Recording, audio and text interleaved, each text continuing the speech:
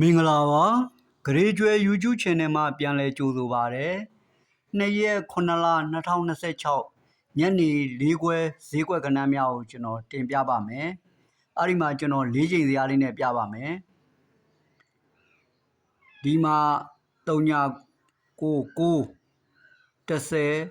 11 12မှာ73ထိလိုက်တာပါအဲ့တော့ကျွန်တော်ကယူရတာဒီမှာ9ကိုဒီမှာ9ဒီမှာ10ကိုဒီမှာ10ဒီမှာ17ကိုဒီမှာ17ဒီမှာ12ကိုဒီမှာ12ဆို6ထိပ်ပါအဲ့ဒီ6ထိပ်ကမနေ့က12နာရီက30ရဒီမှာ1ချိန်29ကဒီမှာ1ချိန်မှာကျွန်တော်အဲ့လိုလဲယူထားတာပါနောက်ပြီးတော့နောက်ဘိတ်က65 1အဲ့1ကပါဝါ6ကနောက်ဘိတ်6ခွန်က3ရဲ့ပါဝါ8ကနောက်ပိတ်5 3က8ကပါဝါ3ကနောက်ပိတ်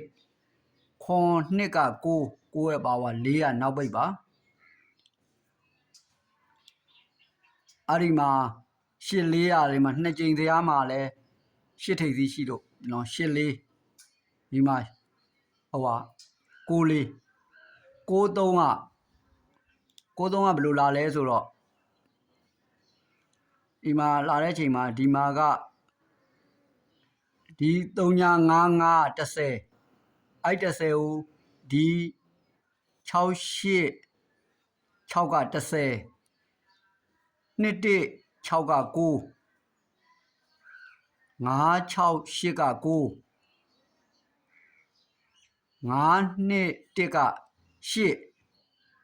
ခွန်8 3က8သူကဒီမှာ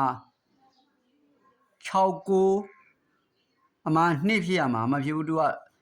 4လို့ထည့်လိုက်တယ်6 9 4အဲ့9အဲ့ဒီ9ကိုဒီ3နဲ့ဒီ3နဲ့ဒီနောက်ပိတ်3နဲ့မှ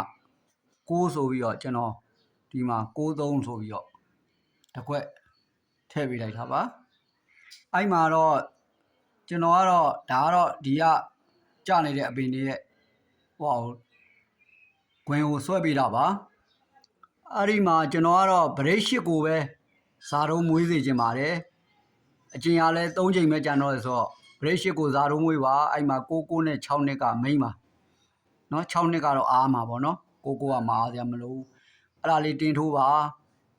အားလုံးအဆင်ပြေကြလိမ့်မယ်လို့ထင်ပါတယ်ဂရေကျွဲ YouTube Channel ကိုလည်း Like and Subscribe လေးနှိပ်ထားကြပါအားလုံးကျေးဇူးပါခင်ဗျာ